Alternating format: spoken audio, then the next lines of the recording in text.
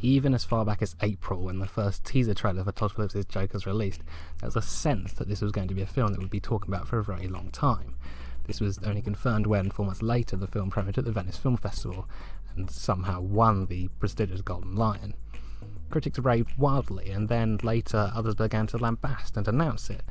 And now we're stuck in a whirlwind where everyone seems to have a take. Is Joker problematic? A rallying cry for incels? Should we lock it away and throw away the key? Or is it an essential film? A daring, fiery examination of what happens when we neglect those who need our care the most? I don't know, but I'm Jude for All That Film, and I'm here to give my thoughts anyway. So, there are two big names involved in this film that demand some sort of discussion: Joaquin Phoenix and Todd Phillips. Phoenix, as you've all heard countless times, is faultless.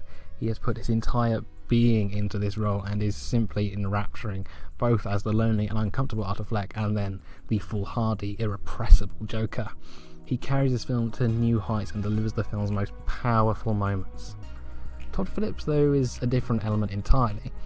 There are lots of good things from him here. He has obviously collaborated closely with Phoenix and gives him all the room he needs to manoeuvre, and some scenes are directed really, really well. But then there are more than a few times in the film where a line of dialogue can feel clunky, or it feels like a scene should have been rearranged or changed entirely. As much as he perhaps wants to be, he certainly isn't the modern day Scorsese.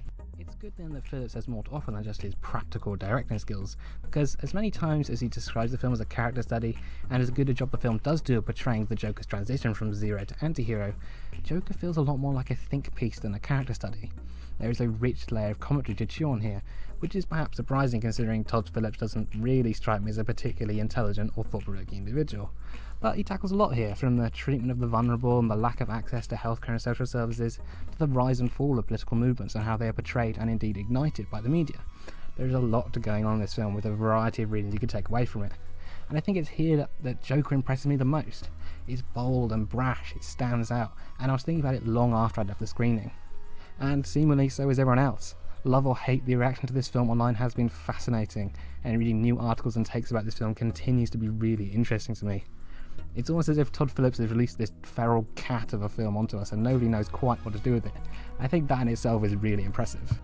Overall, Joker is far from a perfect film, and it does unmistakably have problems, but for me it's such an interesting, anarchic monument of a film that is lifted further by Joaquin Phoenix's unforgettable performance.